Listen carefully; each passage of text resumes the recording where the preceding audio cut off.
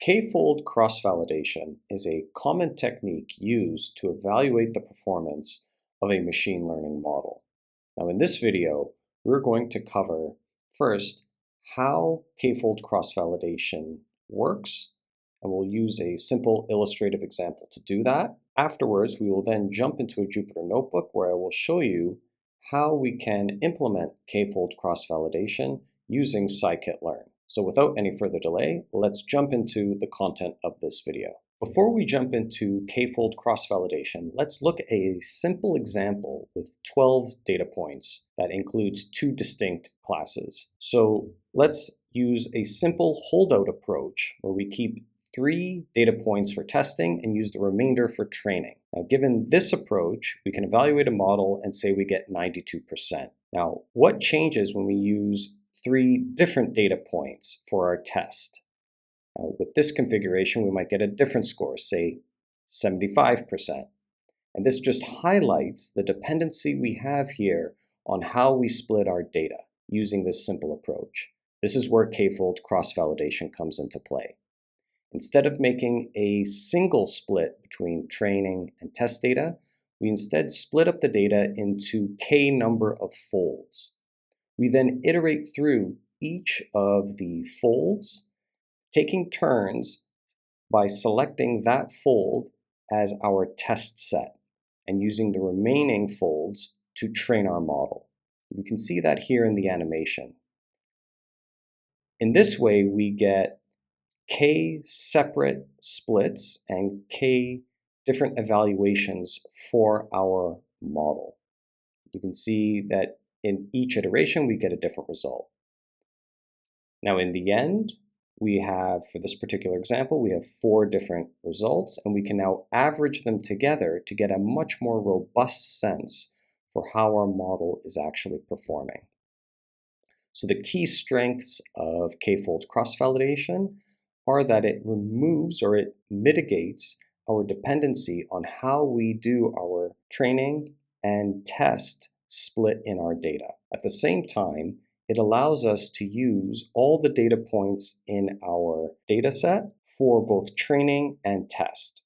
So putting all of this together, it provides us with a much more robust way to evaluate how well our model is performing. So now I think we have a much more clear understanding for what K-fold cross-validation is and how does it work.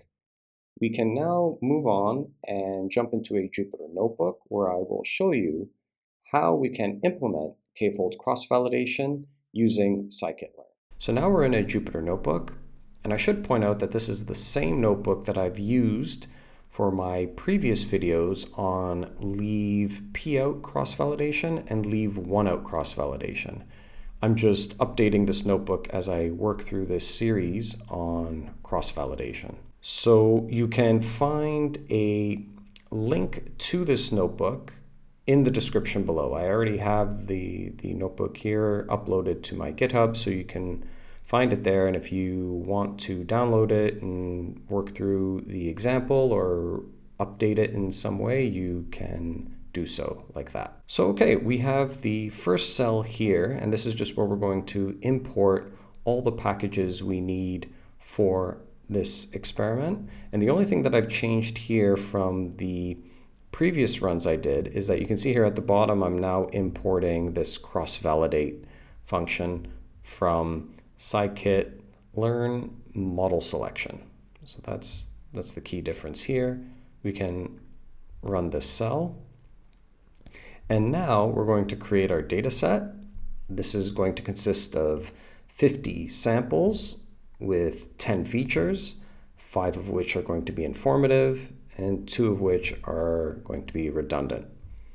Now the data set we are going to create here is just a binary classification data set. So we set the number of classes to be equal to 2, and we have a slight class imbalance of 0.4 and 0.6.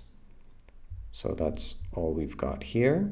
And the model I'm going to use is going to be a decision tree classifier where I specify the maximum depth is going to be equal to 10. And I'm also setting the random state. You can see that here. And also when I called make classification, just so that we get reproducible results. So we can run this cell. Okay, so now for actually implementing our k-fold cross-validation, we're going to use this cell here. The first thing that I do is I specify this dictionary called scoring metrics. And in here I can just specify whatever metrics I want to be included when doing the evaluation on each fold in our data. So here I've just specified that I want accuracy, precision, recall, and the F1 score. So that's all that's happening right here. And then I'm going to call the cross-validate function that we imported earlier. We feed in, the first argument is our model.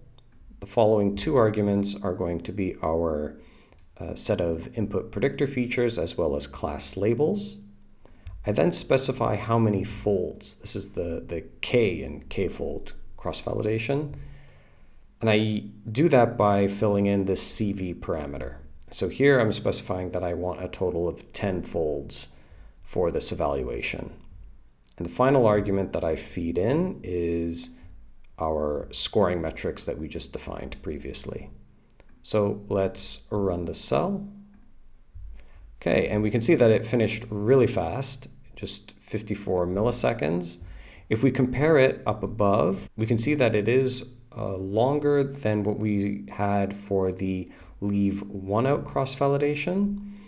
But let's see then how the results look. So if we compare results, we actually have something that's fairly similar, give or take. The F1 scores are pretty comparable. We actually got somewhat better results with the k-fold cross-validation. The recall is significantly better with the k-fold approach as opposed to leave one out cross-validation, but the precision actually suffered a bit. So our precision wasn't as good. The accuracy was a bit better. So overall, I'd say that the results are pretty comparable overall between the two.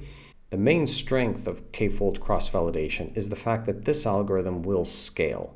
So even for very large data sets, we can still use k-fold cross-validation in order to evaluate our models.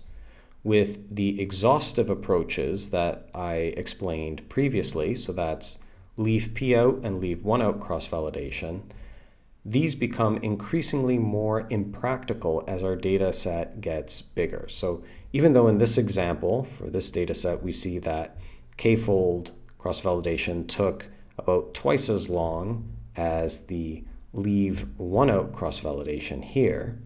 So as our data set gets bigger, we're going to see that the amount of time taken to compute the leave one out cross-validation is going to explode because it is an exhaustive approach and the number of splits we'll have to iterate over is exactly the same as the number of data points we have in the entire data set.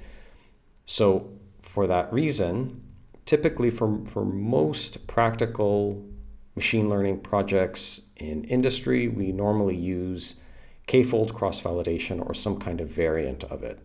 This is a much more practical and scalable approach to evaluate your machine learning model. So this concludes the video. I hope now you can walk away with a good sense for what k-fold cross-validation is, why we use it, and how you can implement it yourself using scikit-learn. If you enjoyed this content, if you learned something from it, please like, share, and consider subscribing to the channel. Your support is greatly appreciated. Have a great day, and I'll see you in the next video.